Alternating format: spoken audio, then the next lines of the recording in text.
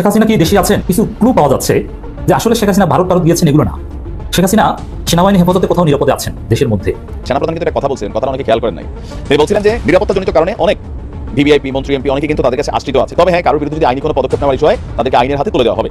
এখন তাদের কাছে কারা আছে? সেনা হেফাজতে যারা রয়েছেন নিঃসন্দেহে তারা তো আর নিরাপরাধ নন। সেই মানুষগুলো কেন সেনা হেফাজতে এতটা জামাই আদর বা বউ আদরে থাকবে? সাবেক প্রধানমন্ত্রী শেখ হাসিনা 5 তারিখে দেশ ছেড়ে। সম্মানিত দর্শক, আসসালামু আলাইকুম। নতুন একটি নিউজ ভিডিওতে আপনাদের জানাচ্ছি স্বাগতম। আজকের এই ভিডিওতে আপনারা দেখতে চলেছেন শেখ হাসিনাকে লুকিয়ে রেখেছে এই বাংলাদেশে, এমনটা কিন্তু জানিয়েছে গণমাধ্যম এবং বলেছে সেনাবাহিনীরই এমন কাজ হতে পারে। সেই সাথে কিন্তু জুম্মার নামাজের পরে শেখ হাসিনাকে ফাঁসির কার্যকর রায় করেছে ডক্টর ইউনূস, এমনটাও কিন্তু জানিয়েছে গণমাধ্যম এবং বিভিন্ন সময় টিপগুলা। প্রিয় দর্শক বন্ধুরা, আজকের এই ভিডিওতে সম্পূর্ণ বিস্তারিতের মাধ্যমে সব কিছু দেখতে পারবেন। সেই সাথে গোলাম মাওলা রনি সাহেব কিন্তু বলেছে শেখ হাসিনাকে এই বাংলাদেশে আসার সম্ভাবনা একদম 0%। শেখ হাসিনার লাস্টটাও এই বাংলাদেশে আসতে পারবে কিনা সন্দেহ, এমন কথাও কিন্তু বলেছে গোলাম মাওলা রনি সাহেব। প্রিয় দর্শক বন্ধুরা, আজকের এই ভিডিওতে আপনারা বিস্তারিতের মাধ্যমে সব কিছু দেখতে পারবেন। বেশি কথা বলবো না, আপনাদের বিস্তারিত ভিডিওতে নিয়ে যাবো। বিস্তারিত ভিডিওটি দেখার আগে একটি রিকোয়েস্ট, যারা এখন চ্যানেল সাবস্ক্রাইব করে রাখেননি চ্যানেল সাবস্ক্রাইব করে দিয়ে পাশে থাকা বেল আইকনটি বাজিয়ে রাখুন। ইতিমধ্যে যারা সাবস্ক্রাইব করে দিয়েছেন সকলকে জানাচ্ছি অসংখ্য ধন্যবাদ। প্রিয় দর্শক বন্ধুরা, বিস্তারিত ভিডিওতে যাওয়ার আগে যে ভিডিওর অংশ বেশি দেখে ভিডিওগুলো শুরু করেছিলাম, সেই ভিডিওগুলো আপনারা বিস্তারিতের মাধ্যমে একের পর এক দেখতে পারবেন। চলুন এই ভিডিওতে একটি লাইক দিয়ে আমরা ধারাবাহিকভাবে সেই বিস্তারিত ভিডিওগুলো একের পর এক দেখে আসি। আছেন এই ধারণাটা অনেকের মধ্যে প্রবল হচ্ছে। কিছু ক্লু পাওয়া যাচ্ছে যে আসলে শেখ হাসিনা ভারত গিয়েছেন এগুলো না। শেখ হাসিনা সেনাবাহিনী হেফাজতে কোথাও নিরাপদে আছেন দেশের মধ্যে। অনেকে এই বিশ্বাস করতে শুরু করেছে এবং এর পেছনে কিছু ভিত্তি আছে, এটা একটু বিশ্লেষণ করবো, খুব জরুরি। একই সাথে সালমান এফ রহমানকে ভারত ফেরত পাঠিয়েছে।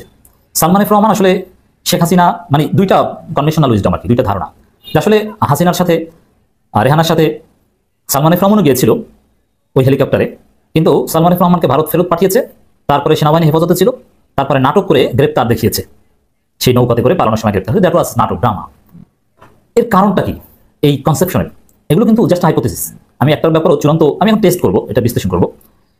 এই গুঞ্জনটার ভিত্তিটা কি?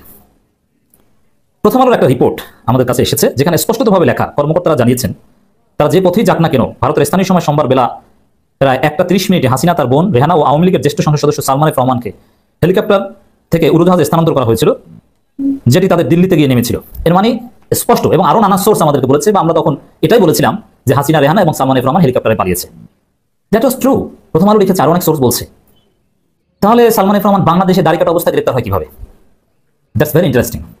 হ্যাঁ, এই বিষয়টা আমরা যতদূর খোঁজ খবর নিয়েছি, আসলে সালমান, আমি কিন্তু এই কথা অনেকবার বলেছি, 7 জানুয়ারি আগে বলেছিলাম বেশ কয়েকবার, সালমান এফ রহমানকে সরিয়ে দেওয়ার অনুরোধ ভারত হাসিনাকে অনেক আগে থেকেই করেছিল, কিন্তু হাসিনা ভারতের সব কথায় উঠলে বসলেও সালমান এফ রহমান সরানোর বিষয়ে হাসিনা রাজি হননি। সালমান এফ রহমানের প্রতি রেড নোটিস ছিল হাসিনার, চরম ক্ষুব্ধ ছিল, কারণ সালমান এফ রহমানের সাথে পাকিস্তানের ভালো সম্পর্ক, পাকিস্তানের সাবেক প্রেসিডেন্ট অমুক তমুক তার বন্ধু, ব্যবসা বাণিজ্য ইত্যাদি ইত্যাদি।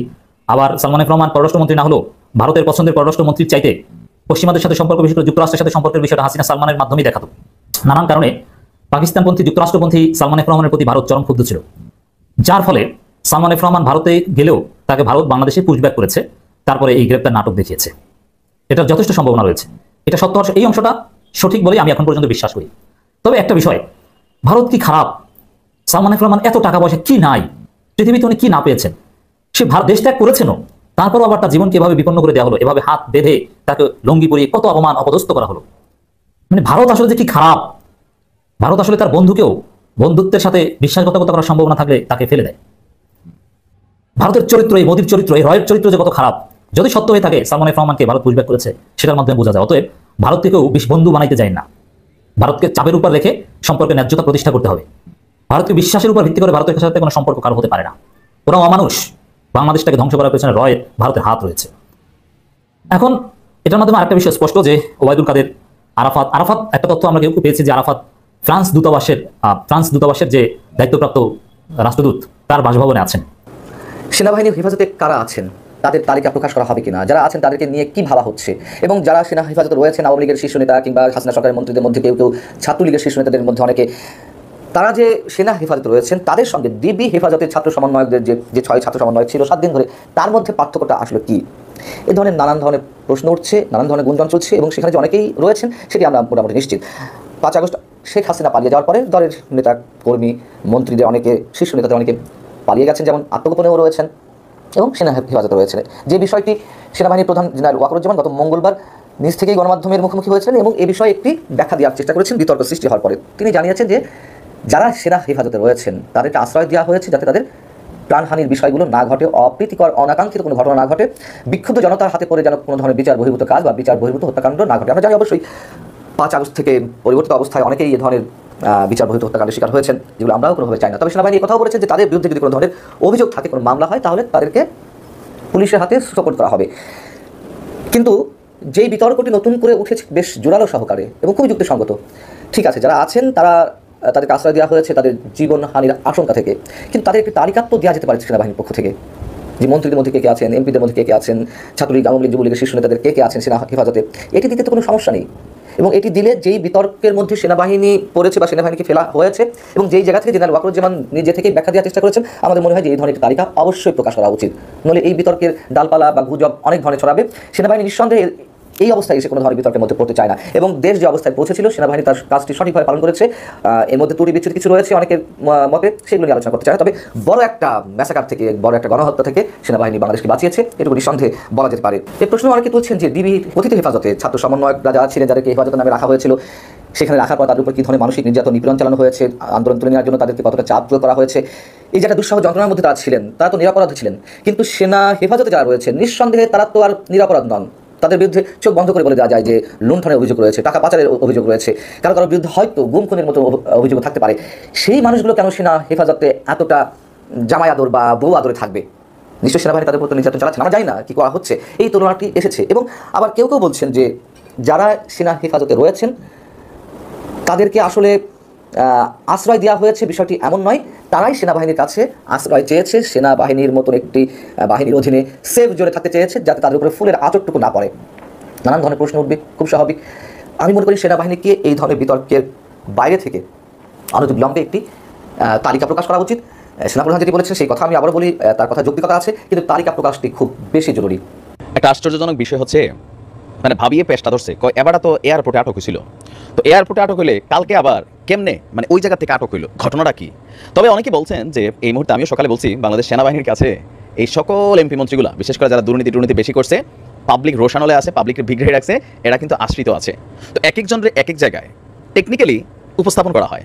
সিস্টেমটা হচ্ছে কি, যে যখন যার ডাক পড়ে তাকে আসলে পাবলিকের সামনে আনা হয়। যেমন আপনি দেখেন গতকালকেই আমাদের সমন্বয়কদের মধ্যে নাহিদ, তার যে 24 ঘন্টার আলটিমেটাম ছিল, ইন্টারনেট বন্ধ নিয়ে পলক ব্রো, সে কিন্তু ফাইসে গেছে। এর মাঝখানে আমরা দেখলাম যে গত কয়েকদিন আগে এয়ারপোর্টের ভিভিআইপি লাউঞ্জ থেকে তাকে আটক করছিল আমাদের সেনাবাহিনী। আমরা এতটুকু তথ্য পাইছিলাম, বাট ফুটেজটা পাই নাই, গণমাধ্যমে আসছিল। এর মাঝখানে আসছে কি, কালকে রাজধানীর নিকুঞ্জ আবাসিক এলাকায় আত্মগোপনে থাকা অবস্থায়, তাহলে আত্মগোপনে কেমনে গেল? এয়ারপোর্ট থেকে বাইরে আবার পলক ব্রো তার বাসায় গেল, নাকি আত্মীয় স্বজনের বাসায় গেল?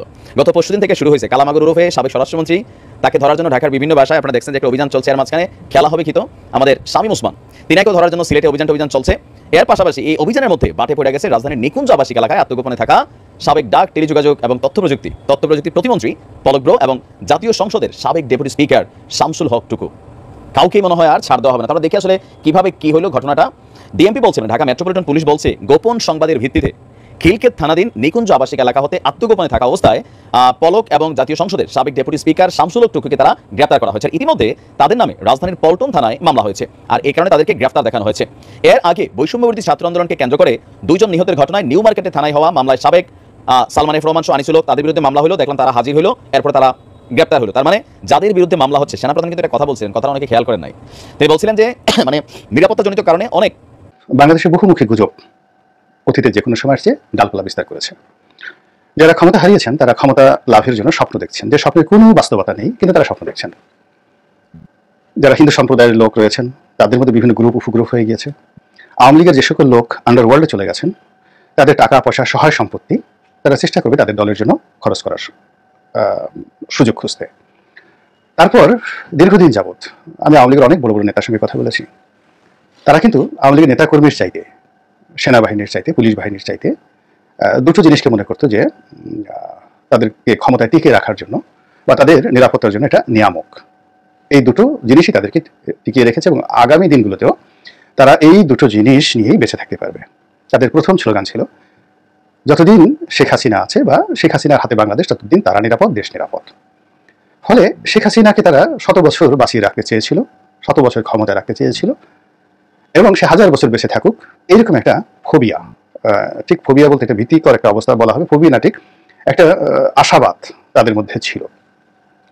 দ্বিতীয়, তারা মনে করতো যে ভারতের একটা ব্ল্যাঙ্ক চেক তাদের হাতে আছে, সর্বাবস্থায় ভারত শেখ হাসিনার সঙ্গে থাকবে, আওয়ামী লীগের সঙ্গে থাকবে, এবং শেখ হাসিনাকে কেন্দ্র করে যদি বাংলাদেশের কোনো মহল, দেশি এবং বিদেশি, ন্যূনতম কোনো যাকে বলা হয় অপতৎপরতা চালায়, তাহলে ভারত এখানে সৈন্য সমাবেশ করবে, সৈন্য পাঠাবে এবং যাকে বলা হয় শেখ হাসিনাকে রক্ষা করবে। তো এই সকল কথা আমি 2009 সন থেকেই শুনে এসেছি, কিন্তু আমি তখনই বলেছি যে এটা কিন্তু ঠিক নয়। ঠিক নয় এই কারণে, বঙ্গবন্ধুর সঙ্গে ভারতের সম্পর্ক খুবই খারাপ ছিল, এবং বঙ্গবন্ধু একান্তে যখন ইন্দিরা গান্ধীর সম্পর্কে কথা বলতেন, তিনি মাগি ছাড়া কোনো শব্দ উচ্চারণ করতেন না, বলতেন ওই মাগি, এইরকম অবস্থা। বঙ্গবন্ধুর সঙ্গে যারা খুব নিকটজন ছিলেন, এখনো 2-4 জন জীবিত আছেন, ইচ্ছা করলে কথাটা শেয়ার করতে পারেন। আবার ইন্দিরা গান্ধী বাংলাদেশ সম্পর্কে তার যে সিদ্ধান্তটা কেমন ছিল, সেটি তৎকালীন যে সেনাপ্রধান জেনারেল মানেকশ, তার বইতে তিনি এটি চমৎকারভাবে উল্লেখ করেছেন, আর কিছু কথা তিনি বিভিন্ন জায়গাতে বলেছেন এবং বিভিন্ন সামরিক মাধ্যমে এটি এসেছে, যে তোমাকে যে কারণে পাঠালাম, ইন্দিরা গান্ধীর বক্তব্য, যে কারণে পাঠালাম সেই কারণটা না ঘটিয়ে তুমি একটা দেশকে স্বাধীন করে দিলে। ফলে বাংলাদেশকে স্বাধীন করে দেওয়া এটি ইন্দিরা গান্ধীর মাস্টার প্ল্যানে ছিল না। এখানে একটি অরাজক পরিস্থিতি হোক, বা এখানটা দখল হয়ে যাক, একটা প্রদেশ তৈরি হোক, সিকিম হয়ে যাক, এটাই ছিল কিন্তু যাকে বলা হয় ইন্ডিয়ার একটা মাস্টার প্ল্যান। ফলে এই বাংলাদেশ নিয়ে যে সকল সামরিক কর্মকর্তা খুব বীরত্ব দেখিয়েছিলেন, তারা সবাই কিন্তু ইন্দিরা গান্ধীর রোষানলে পড়েছিলেন। তার ফলে কি হলো, 16ই ডিসেম্বরের পর থেকে বাংলাদেশের রাজনীতিতে বঙ্গবন্ধুর আগমন, সরকার গঠন, এই সব কিছুই ছন্ন ছাড়াভাবে হয়েছে, যার সঙ্গে ইন্ডিয়ার কোনো মোরাল সমর্থন ছিল না। তারা মানে না পারে খেতে, না পারে বমি করার জন্য, ঠিক এরকম একটি অবস্থা তৈরি হয়েছিল। আজকে শাহাবুদ্দিন চুপ্পু, আমাদের প্রধান, মানে আমাদের এখন যে রাষ্ট্রপতি, তার জন্য এই যে কর্মকাণ্ডগুলো, যে অবস্থা তৈরি করেছে, অর্থাৎ ফর্মালি তাকে সবকিছু করতে হচ্ছে, কিন্তু তিনি একটি অন্তর থেকে করতে, মানে তার জন্য একটা মুহূর্ত বঙ্গভবনে যাচ্ছে একটা দুঃস্বপ্নের মতো।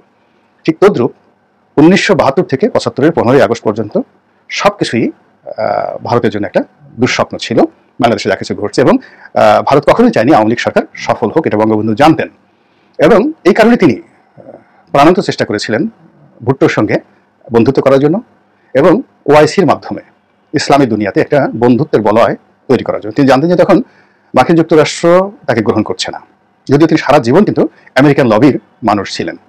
এটা বুঝতে হবে, বঙ্গবন্ধু হোসেন শহীদ সরওয়ার্দী সারা জীবন আমেরিকান লবির মানুষ ছিলেন, কিন্তু তখন এই যে ভারতের যাকে বলা হয় মুক্তিযুদ্ধ অংশগ্রহণ এবং পাকিস্তানের সঙ্গে সম্পর্ক নষ্ট হয়ে যাওয়ার কারণে এই বাংলাদেশ নিয়ে আমেরিকার যে পলিসি এতটা পরিবর্তন হয়, বঙ্গবন্ধু তার সারা জীবনের রাজনীতির যে কানেক্টিভিটি, সেটা দিয়ে আমেরিকার সাথে সুসম্পর্ক স্থাপন করতে পারেননি। আবার অন্যদিকে তখন যে বিকল্প সোভিয়েত ইউনিয়ন ছিল, তারপর কমিউনিস্ট দুনিয়া ছিল, চীন ছিল, কিউবা ছিল, তাদের সঙ্গে বন্ধুত্ব হতো, কিন্তু বাংলাদেশকে সাহায্য করার মতো কোনো সামর্থ্য, মানে অর্থনৈতিক সামর্থ্য তাদের ছিল না। ফলে বঙ্গবন্ধু খুবই মারাত্মক বিপদের মধ্যে তখন সময় কাটাচ্ছিলেন।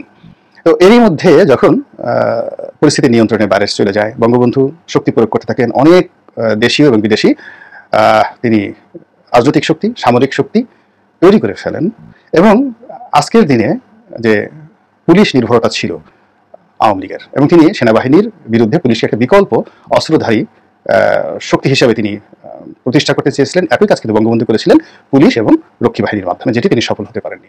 ফলে 75-এর যে নির্মম হত্যাকাণ্ড, তার সঙ্গে আমেরিকার এবং ভারতের সংযোগ ছিল, সমর্থন ছিল। এটা আওয়ামী লীগের যত বুদ্ধিজীবী লেখক সবাই শুধু বলেননি, চমৎকারভাবে তথ্য প্রমাণ সহ লিখে গিয়েছেন। এটি আওয়ামী লীগের লোকজন কখনো কগনিজেন্সে নেয়নি। আবার 1996 থেকে 2001 সন পর্যন্ত ভারতের সঙ্গে আওয়ামী লীগের সম্পর্কটা কত খারাপ ছিল, এটি শেখ হাসিনা বারবার বলেছেন যে আমার কাছে গ্যাস চেয়েছিল, ওটা চেয়েছিল, ভারতের কথা আমি শুনিনি, এই জন্য আমাকে ক্ষমতা থেকে চলে যেতে হয়েছে, বিএনপি ক্ষমতা এসেছে। তো এই যদি ভারতের সঙ্গে আওয়ামী লীগের সম্পর্ক হয়, তাহলে বাকি যে জিনিসগুলো, সেই জিনিসগুলো নিয়ে যারা স্বপ্ন রচনা করেছেন তারা কতটা ভুলের মধ্যে ছিলেন এবং এখনো আছেন, সেই জিনিসটি যদি এখনো তারা বুঝতে না পারেন। বঙ্গবন্ধুর পরিবারকে আশ্রয় দেওয়া ঠিক 75-15 আগস্টের পর, এটা ছিল একটা মানবিক বিষয়, কিন্তু এখন যে ঘটনায় শেখ হাসিনা এবং তার পরিবার পড়েছে, তাদেরকে আশ্রয় দেওয়া পুরোপুরি একটা রাজনৈতিক ডিজাস্টার, এবং তাকে হজম করা ভারতের পক্ষে সম্ভব নয়। তাকে একটা ব্রিদিং টাইম দেওয়া হয়েছে, এবং আলটিমেটলি ভারত যদি খুব বেশি বাড়াবাড়ি করে তাকে এখানে সৈন্য সমাবেশ করে এই বাংলাদেশকে দখল করে নিতে হবে। কিন্তু কোনো অবস্থাতেই তার কোনো প্রতিনিধি, সেটা আওয়ামী লীগ হোক কিংবা বিএনপি হোক, আগের মতো করে ভারত এখানে অভ্যন্তরীণ রাজনীতিতে নাক গলাতে পারবে না।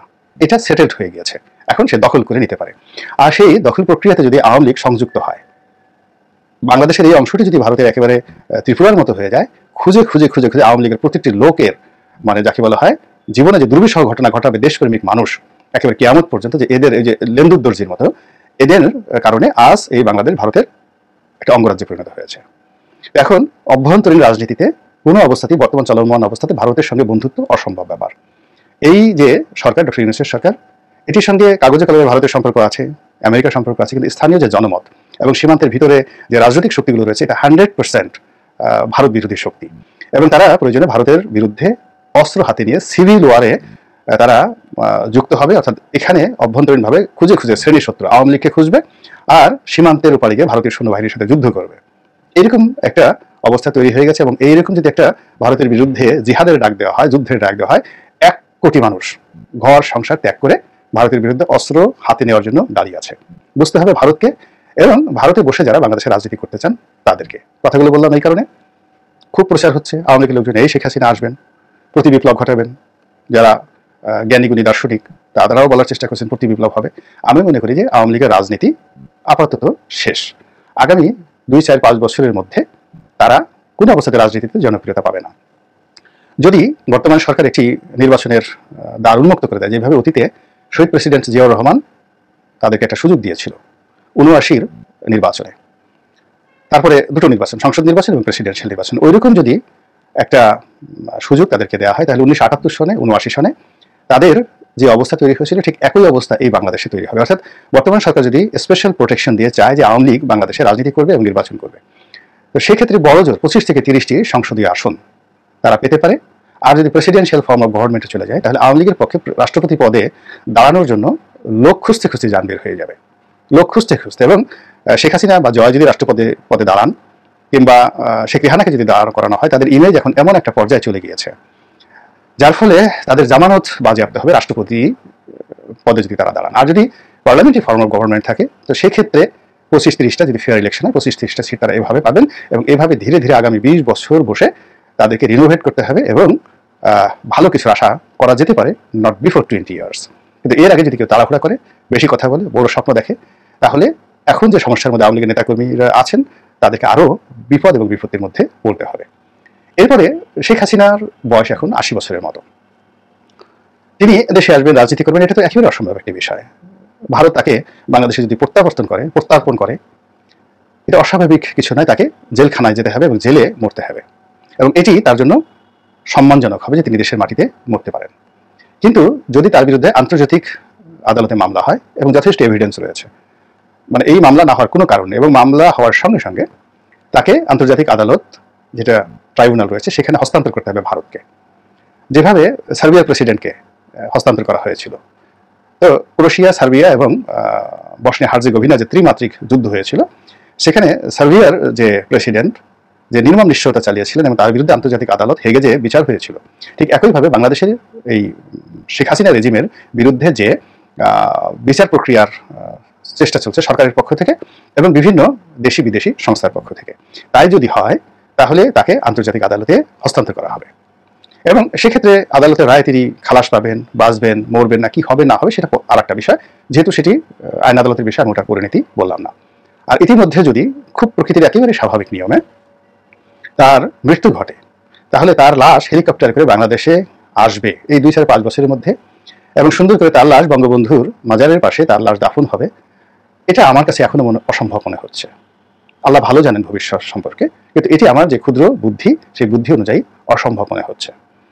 তো কাজেই যারা এই বাংলাদেশে বসে শেখ হাসিনাকে আশ্বাস দিচ্ছেন, স্বপ্ন দেখাচ্ছেন, হ্যাং করেঙ্গা ত্যাং করেঙ্গা, অথবা তিনি ওখানে বসে এখনো যে স্বপ্ন দেখছেন, বা বাংলাদেশের সাধারণ যারা জনগণ তাকে নিয়ে যারা আতঙ্কিত অনুভব করছেন, আমার ক্ষুদ্র বুদ্ধি আল্লাহ রাব্বুল আলামিন যেটি দিয়েছে, সেই বুদ্ধি অনুযায়ী আমি যতটুকু বললাম, আমি এর বাইরে অন্য কোনো বিকল্প দেখতে পাচ্ছি না। অলৌকিকভাবে যদি কোনো কিছু ঘটনা ঘটে, আল্লাহ যদি ঘটায়, সেটা কেবলই আল্লাহর বিষয়। আল্লাহ অনেক কিছু ঘটাতে পারেন আমাদের চিন্তার বাইরে।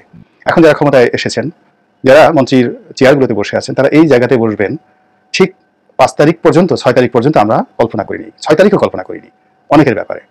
কিন্তু বাস্তবতা হলো তারা বসে আছেন, আল্লাহ এভাবে চেয়েছেন। ক্ষমতার যখন আল্লাহ যাকে বলেন কুন ফাইয়াকুন, ক্ষমতার এই বসানোর জায়গাটি আল্লাহর কুন ফাইয়াকুন ক্ষমতার মধ্যে।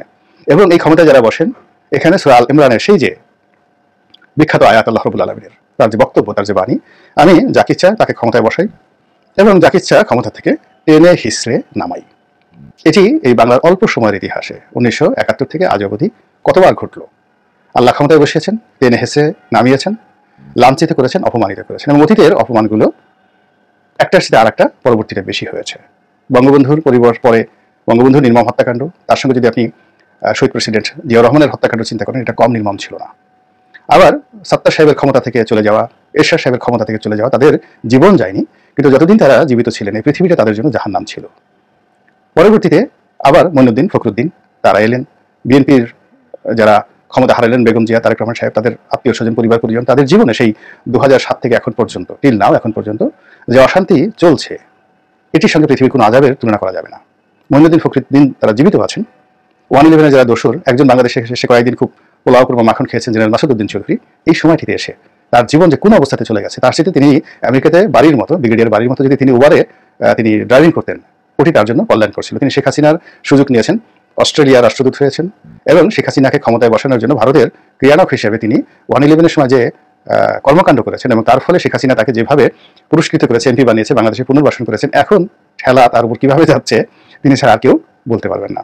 তো কাজে আবার এখন যারা আছেন তাদের যে পরিণতিটা কোন দিকে যাবে তাও কিন্তু আমরা বলতে পারছি না। আল্লাহ তাদেরকে ক্ষমতায় বসিয়েছেন, তারা যদি আল্লাহর সেই নিয়ামত থেকে ওয়াম্মা বিনিয়ামতে রব্বিকা ফাহাদ্দি সুন্দরভাবে আদায় করতে পারেন, তাহলে একটা চমৎকার পরিণতি হবে, জাস্টিস শাহাবুদ্দিনের মতো, বিচারপতি হাবিবুর রহমানের মতো। আর যদি তারা এই সময়টিকে কাজে না লাগিয়ে উল্টো করেন, ইতিহাসে বহু ঘটনা ঘটেছে অতীতে, সেই অতীতের চাইতে আরো নির্মম পরিণতি হয়তো তাদের জন্য ভোগ করা লাগতে পারে। প্রিয় দেশবাসী, শুরু থেকে শেষ পর্যন্ত যারা এই ভিডিওটি দেখেছেন সকলকে জানাই অসংখ্য অসংখ্য ধন্যবাদ। যারা এরকম নিউজ ভিডিও পেতে পছন্দ করেন তারা অবশ্যই এই চ্যানেলটি সাবস্ক্রাইব করে পাশে থাকা বেল আইকনটি বাজিয়ে দিবেন। যারা এখন এই ভিডিওটি শেয়ার করেননি, এই ভিডিওটি দ্রুত শেয়ার করে সকলকে দেখার সুযোগ করে দিন। আজকের মতন এই পর্যন্ত, দেখা হচ্ছে পরবর্তী কোনো ভিডিও নিয়ে ইনশাল্লাহ।